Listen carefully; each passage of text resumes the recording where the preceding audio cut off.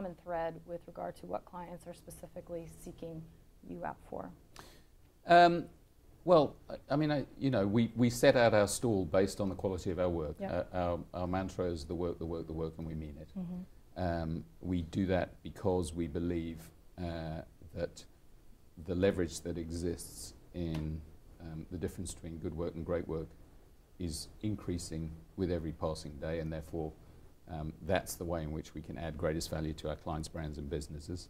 And we also see it as the way we can differentiate ourselves from what is a very crowded, competitive frame. Absolutely. It's not it'd be hard to get anybody to say they weren't interested in the quality of the work, but it's, in our view, more important to be relevant and valuable than it is to be different. So that, I think, is, that's how we set out our stall, that's how we like to track our performance.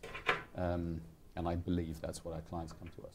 So case in point, this Guinness ad that came out over 4th of July weekend called The Empty Chair, it's brilliant. It's been hailed as such a great piece of storytelling, brand storytelling. Talk a little bit about that. Why is that sort of, if we can use that as a case study, sort of as an example of something that creatively resonates?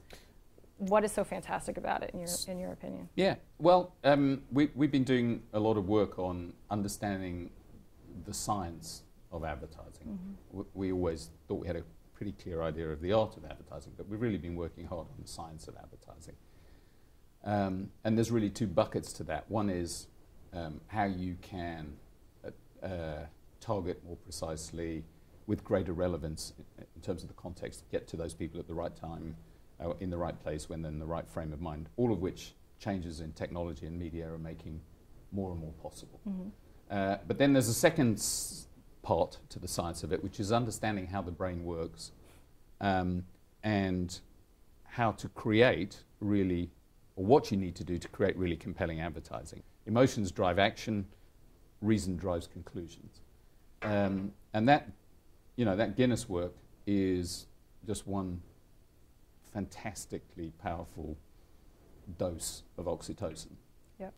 So people respond to it in a just a really, really visceral way. Sure. How does the media context influence what you're talking about right now? So I mean, I think the is TV dead debate is I think it's the wrong debate, because it's not consumers.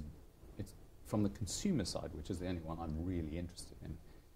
It's not about TV versus non-TV.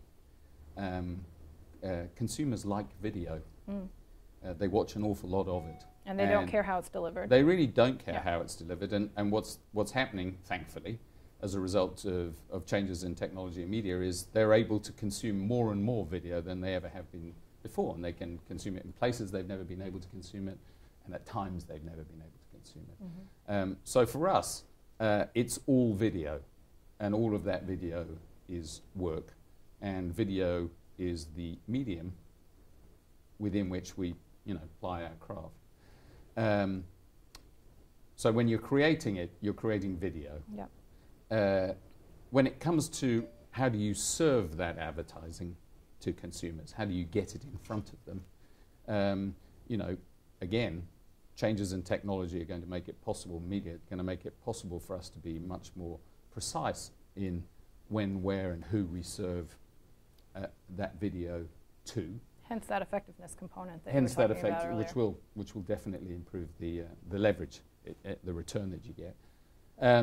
But television still has an enormous role to play, because you can't build a big business without reach. Some people I talk to say that the agency world from the client perspective is clients want smaller, and they just want to sort of dole out in bits and pieces the work as necessary from their perspective.